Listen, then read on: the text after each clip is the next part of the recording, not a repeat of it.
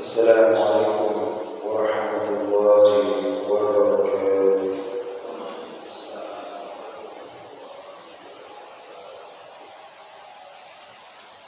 Alhamdulillah, alhamdulillah rabbil alamin. Wassalatu wassalamu ala asyrafil anbiya'i wal mursalin wa ala alihi wa sahbihi ajma'in. أما بعد فقال الله تعالى في القرآن الكريم يا أيها الذين آمنوا اتقوا الله حق تقاته ولا تموتن إلا وأنتم مسلمون وقال رسول الله صلى الله عليه وسلم من سلك طريقا يلتمس فيه علما سهل الله طريقا إلى الجنة. Barang siapa yang berupaya dia mendapatkan suatu ilmu, niscaya Allah akan mudahkan nasabnya menuju syurga. Kemudian kita termasuk golongan yang disabdakan Nabi Sallallahu Alaihi Wasallam. Amin amin ya rabbal alamin. Imam Al-Ghazali berkata, فهذه من الفوائد ولكن لا ينتفع بها إلا أحد رجلين إما رجل قصده المجاهدة والرياضة وتهذيب الأخلاق لكونه في بداية الطريق فلا يبعد أن يرى هذا الطريق في المجاهدة وترتاضى به نفسه. Yang artinya kata beliau, maka inilah daripada setengah daripada fawaid makna fawaid faedah menikah,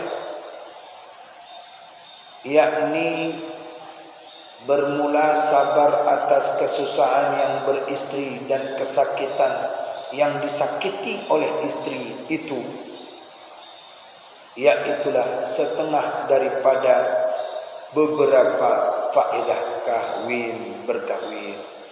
Nyata bernikah, punya anak, dapat doa, kemudian sebagainya, memberikan makan, infak kepada mereka, kemudian yaitu sabar atas kesusahan istri, mengatur tabiatnya, perangainya, pendidikannya, mencari nafkah untuknya, untuk anak, dan sabar atas kelakuan istri, ya. Bagaimana perangainya suami, ternyata disitulah faedahnya. Faedah berkahwin. Tetapi tidak dapat manfaat dengan dia. Melainkan salah suatu daripada dua laki-laki. Mereka tidak akan mendapatkan manfaat dengan yang melainkan seorang daripada dua orang laki-laki. Mereka itu. Siapa dia? Mereka itu yaitu ada kalanya laki-laki yang ada kasatnya itu, tujuannya itu, niatnya itu, yaitu ada kalanya laki-laki yang ada kasatnya itu akan memerangi akan nafsunya dan melawani akan dia nafsu. Dan ia hendak menyucikan akan perangainya yang kejahatan yang dalam hati. Ini laki-laki yang pertama. Kenapa? Karena adalah permulaan jalan kepada Allah Ta'ala, maka tiada jauh bahwa ia melihat akan sabar atas kesakitan berkahwin, nikah, sabar. Dan kesusahan itu jalan di dalam memerangi akan nafsunya dan dapat suci hatinya dengan dia dan jadi baik perangai dengan dia akan dirinya. Nah, ini laki-laki yang pertama, tidak akan memberikan manfaat dengan perkara ini, ya, faedah nikah ini, kalau tidak dengan rajulaini, salah satu daripada dua laki-laki. Laki-laki yang pertama nikahnya itu tujuannya adalah untuk memerangi hawa nafsu, untuk mensucikan hatinya daripada nafsu-nafsu yang jahat, mendatangkan yaitu dengan sifat-sifat yang terpuji, sabar mendidik, sabar cari nafkah, sabar dalam memperbaiki perangai-perangai istri dan anak, bagaimana cara mereka itu baik dengan Allah, baik dengan perangai yang lainnya. Suami sabar akan demikian karena dia tahu bahwasannya dia sedang menjalani thariqul akhirah, salik thariqul akhirah, dia sedang menjalani, maka niatnya, kasatnya, tujuannya itu menikah untuk memperbaiki, mensucikan jiwanya. Ini laki-laki yang pertama, kata Imam Al-Ghazali. Adapun yang kedua, wa imma rajulun minal abidin, wa imma rajulun minal abidina laysa lahu sayrun, laysa lahu sayrun bil batini wa harakatun bil fikri wal qalbi, wal harakatu bil fikri wal qalbi, wa innama amaluhu amalul jawarihi bis salati, amaluhu bis salatin, amalul jawarihi bis salatin au hajjin au ghazzin au ghairihi, fa amaluhu li ahlihi wa auladihi bikasbil halali lahum wal qiyami bitarbiyatihim afdalu minal ibadati lazimati li badanihi allati yata'adda khairuha ila ghairihi. Imam Al-Ghazali rahimahullah ta'ala berkata ada dua orang laki-laki. Nah, salah satunya ini yang mana? Nah, ini yang keduanya.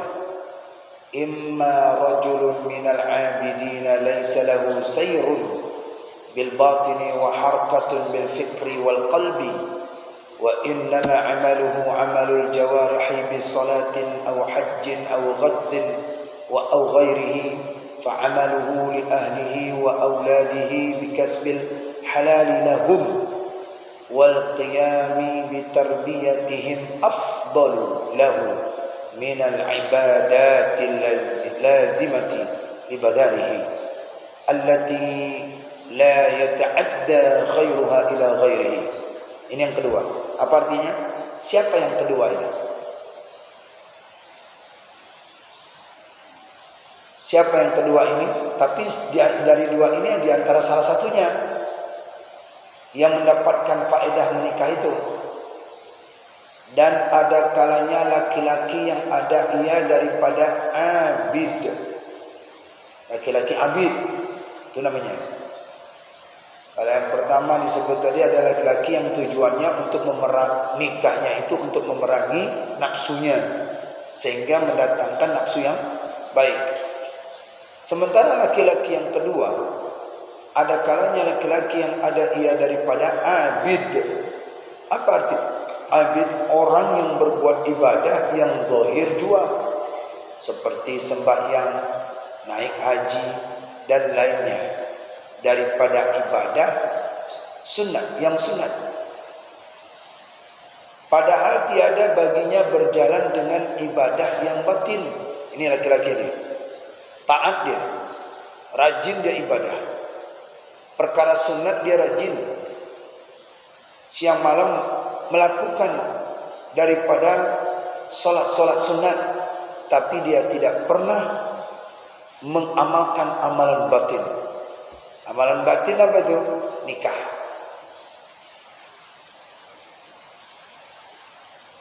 Dan tiada baginya bergerak dengan berfikir dan dengan cinta hati.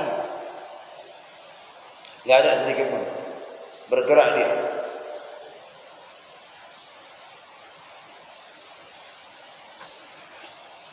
Bergerak artinya itu untuk menjalankan sunat mencinta hati dan hanya saja adalah amalannya itu amal anggota dengan mengerjakan sembahyang atau naik haji atau berperang sabilillah atau lainnya daripada segala ibadah yang zahir.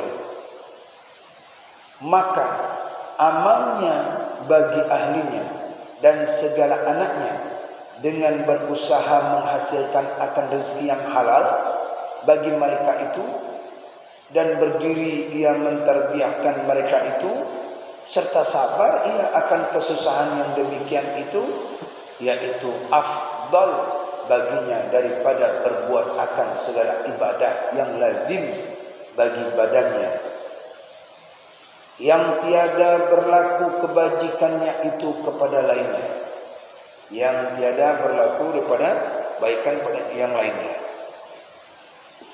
Ini nilai keutamaan Pak. Seorang laki-laki, pertama dia menikah. Dia menikah tujuannya adalah untuk mujahadah, riyadatun linafsi.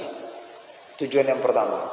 Maka bila dia demikian tujuannya untuk mensucikan hatinya dengan cara bersabar, dengan kelakuan istrinya, perangai anaknya, serta mereka mendidik mereka, maka ini laki-laki, ia adalah laki-laki yang disebutkan mereka mendapatkan faedah.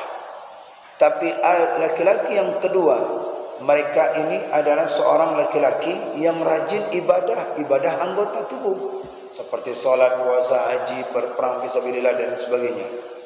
Maka dia, tapi tidak pernah dia itu, artinya tidak ada disebutkan laisa lahu sayran bi batin, tidak ada perjalanan untuk mensucikan batin itu, tidak ada. Seorang yang rajin ibadahnya, salat sunatnya semua dikerjakannya, tapi amalan batin tak ada. Artinya bila ada seorang hamba, seorang laki-laki, dia menikah, kemudian tujuannya untuk daripada memperbaiki jiwanya dengan cara mendidik anak, mendidik istri, kemudian dia dengan cara bermujahadah bin nafsi, yang dia lakukan hanya pekerjaan ibadah wajib, sudah itu aja. Tapi amalan batinnya dilakukannya dengan cara apa? Menikah. Dengan cara apa? Mendidik anak. Dengan cara apa?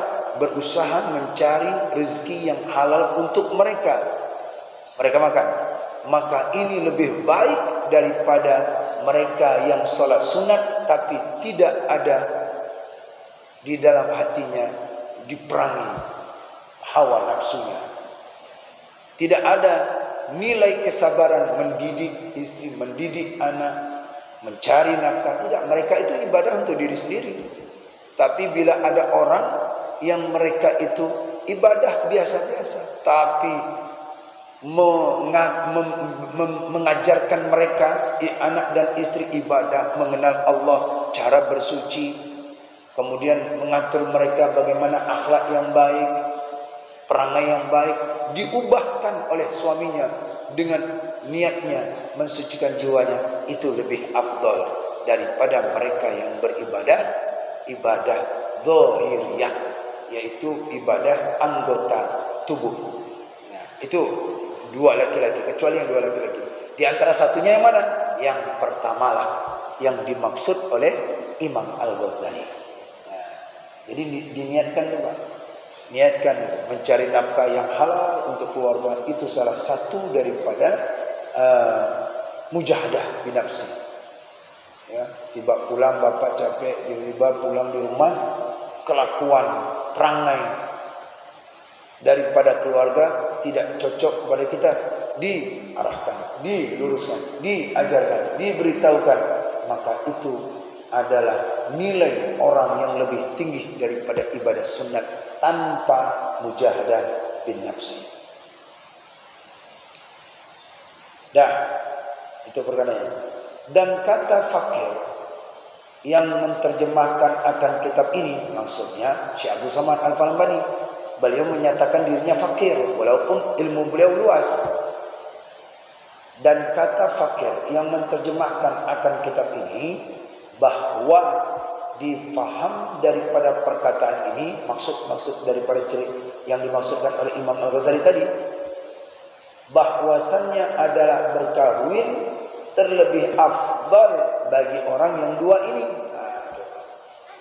Nikah saja udah banyak pahalanya. Bila ingin betul-betul, ya, amalkan seperti ini, dikata beliau. Kenapa? Karena kasat laki-laki yang pertama itu tujuannya mujahadah dan riyadhah, yakni memerangi nafsunya dan melawani akan dia nafsunya.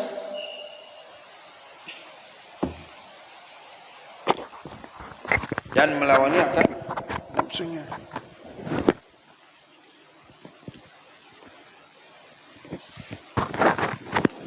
Dan lagi berkehendak menyucikan akan dia. Ini laki-laki yang pertama nih, kata beliau.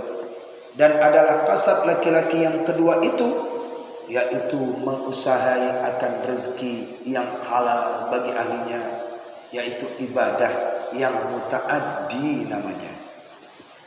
Itu ibadahnya. Ibadah melawan hawa nafsu, ibadah mencari rezeki yang halal untuk istri dan anak, itu namanya ibadah mutaaddi. Apa ibadah mutaaddi? Ibadah yang berlaku kepada siapa aja. Nah, itu namanya ibadah mutaaddi. Ibadah yang berlaku siapa aja. Enggak mesti dia itu orang alim, enggak mesti dia orang kaya, enggak mesti orang miskin, enggak mesti orang, siapa aja. Itu namanya ibadah mutaaddi. Nah, ya.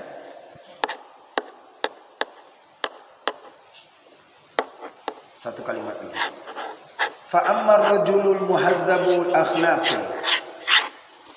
imma bi kifayati fi asli al khuluqati aw mujahadati sabiqati idza kana lahu sayrun fil batini wa harakatun bi fikril qalbi fil ulumi wal mumtashifati fala yanbaghi أن يتزوج لهذا الغرض فإن الرياضة هو مكفي فيها وأما العادة في العمل بالكسب لهم فالعمل على الإيال أفضل من ذلك لأنه أيضا عمل وفائدته أكثر من ذلك وأعمه وأشمل لسائر الخلق من فائدة الكسب على العيال. Dilanjutkan oleh beliau, maksudnya supaya sempurna penjelasan kita. Maka adapun laki-laki yang telah suci perangainya daripada sifat kejahatan, laki-laki yang pertama tadi maksudnya, kalau sudah tersuci dia, dan telah bersifat dia dengan segala sifat kepujian yang di dalam batin. Kalau sudah dia merasakan sifat terpuji di dalam batin karena mengurus keluarga, mentadbirkan, mencari yang rezeki yang halal, mereka langsung hatinya tersucikan karena ada sifat sabar tadi itu. Yakni dalam hati ada kalanya sucinya itu dengan memadalah pada asal perangai yang baik dengan asal kejadiannya, atau adalah sucinya itu dengan sebab mujahadah yang terdahulu daripadanya. Bisa jadi suci hati suaminya itu terbersihkan karena dia mujahadah. Bisa jadi apabila baginya perjalanan di dalam batin, dan gerak dengan fikir di dalam hatinya itu bermain gitu, yaitu yang menjalani ilmu tariqat dan ilmu mukasyafah, siapa saja orangnya, maka dia jalani ilmu tariqat dan ilmu mukasyafah bagi orang yang sudah tersucikan hatinya, sudah riyadhah dia, langsung levelnya naik menjadi orang-orang yang sabar, berakhlak. Karena kan sabar itu merupakan daripada yaitu amalan batin, salah satunya yang akan dibahas di jilid yang ketiga kemarin. Maka seyogyanya, ini nasihat daripada Imam Al-Ghazali. Maka seyogyanya jangan ia beristri. Nah, ini larang pula istri, jangan beristri. Tadi beristri. Paham ya? Dilarang juga kita beristri. Tadi sudah beristri. Ya? Tapi jangan dipotong sampai di sini. Kita lanjutkan. Maka seyogyanya jangan dia beristri. Kenapa dia jangan beristri? Karena kasatnya, yakni karsatnya mujahadah dan riyadhah, seperti kasat laki-laki yang pertama yang tersebut dahulu itu. Ya, kalau laki-laki yang pertama itu dia menikah tujuannya untuk mujahadah bin nafsi, untuk memerangi hawa nafsu. Nah, lain halnya laki-laki tidak menikah, dia sudah melawan hawa nafsunya. Ada seorang laki-laki, dia beribadah, hawa nafsunya bisa terlawankan. Kalau sudah terlawankan, sudah terbersih dia, tak perlu dia nikah lagi. Siapa mau dididiknya? Dia sudah tersucikan hatinya, dan dia sudah menjalani jalan thariqat, dan ilmu mukasyafahnya udah tinggi. Untuk apa nikah? Yang ada makin keruh nanti hatinya. Nah, jadi ini yang kata orang yang sudah naik levelnya. Dan karena kasat mengusahai akan rezeki yang halal bagi ahlinya, seperti kasat laki-laki yang kedua itu. Ini kan dibilangnya sepantasnya, sebaiknya jangan. Kalau orang yang sudah tersucikan hatinya. Dan hanya sungguhnya hendaklah kasatnya itu, yaitu mengikut sunnah Nabi Sallallahu Alaihi Wasallam. Paham nih kan? Paham? Jadi nggak ada lagi dia tujuannya mujahadah untuk nikah. Tapi dia kalau dia tidak mau nikah juga, jangan karena itu niatnya. Tapi niatnya ikut sunnah Nabi. Kalau dia mujahadah, dia sudah mujahadah. Sabarnya udah ada. Udah latihan dia. Ilmunya sudah mukasyafah. Ilmunya sudah thariqat. Tinggal dia itu nikahnya untuk apa? Untuk melawan hawa nafsu. Oh ya, dia sudah terlawankan. Tapi dia nikah tujuan untuk mengikuti sunnah Nabi Sallallahu Alaihi Wasallam. Atau kasat mengusahai anak yang soleh. Bisa jadi ketika ditanya, Tuan ini kan sudah alim, soleh, ahli thariqat. Enggak diragukan lagi kesucian hatinya itu. Amalan-amalan batin yang luar biasa. Untuk apa menikah? Seperti kami ini wajarlah hati keruh jauh dari Allah. Makanya menikah untuk mencari tingkat kesabaran.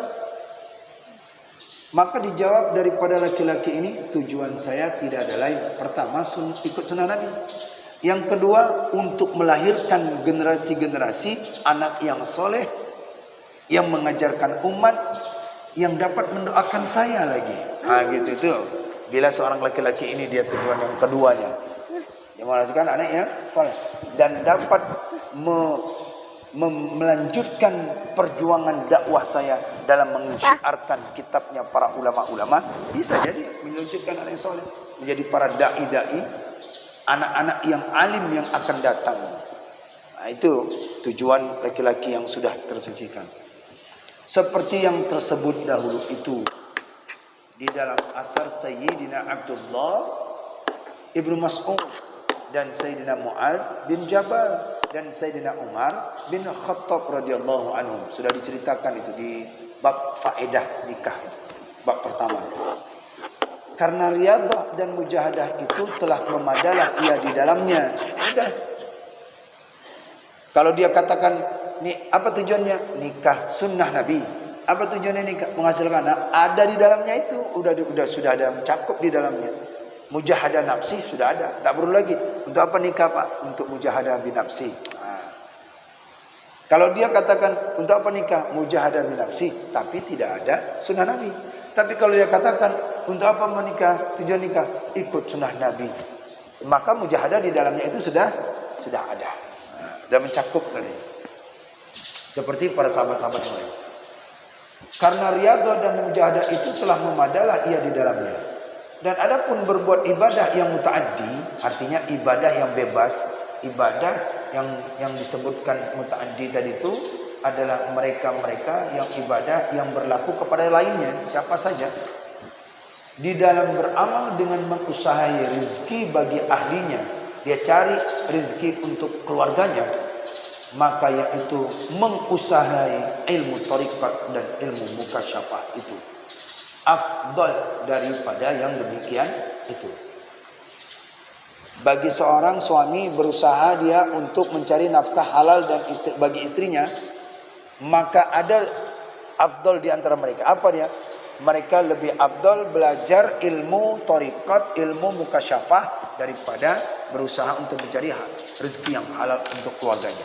Ini ditanya, mana yang afdal? Maka mereka lah yang afdal belajar ilmu tariqat dan ilmu mukasyafah. Ini pun amal yang sebesar-besar ibadah yang mutaaddi. Dan faedahnya itu terlebih banyak daripada yang demikian itu.